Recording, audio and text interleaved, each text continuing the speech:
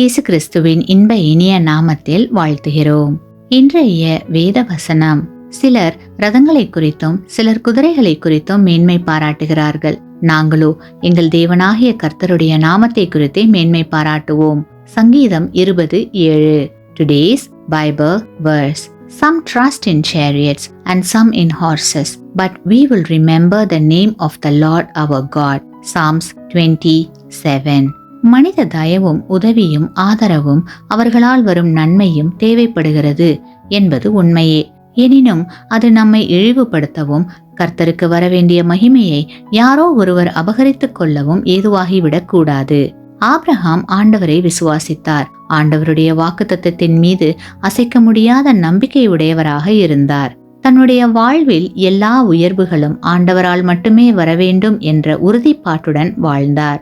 சோதோம் ராஜா ஆபிரகாமினால் பெரிய நன்மை அடைந்தார். அதற்கு பதிலாக அவர் ஆபிரகாமுக்கு பெரும் பொருட்களை கொடுக்க முன்வந்தார். ஆனால் ஆபிரகாம் அதனை மறுத்துவிட்டார்.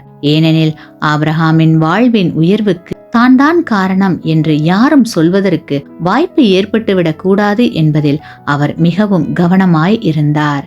கிறிஸ்துவுக்குள் அன்பான சகோதர சகோதரிகளே, நான் தேவனால் சிறப்பு பெற்றேன் என்று கூறும் நிலையே உயர்ந்தது.